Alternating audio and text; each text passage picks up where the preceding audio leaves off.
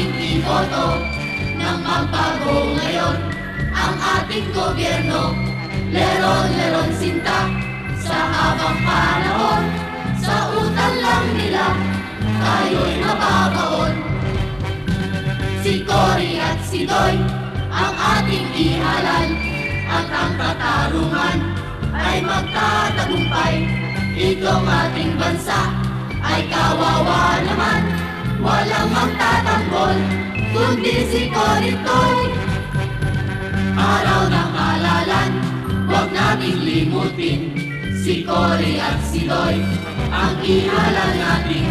At makikita nyo, leron-leron sinta ang ating gobyerno, biglang mag-iiba.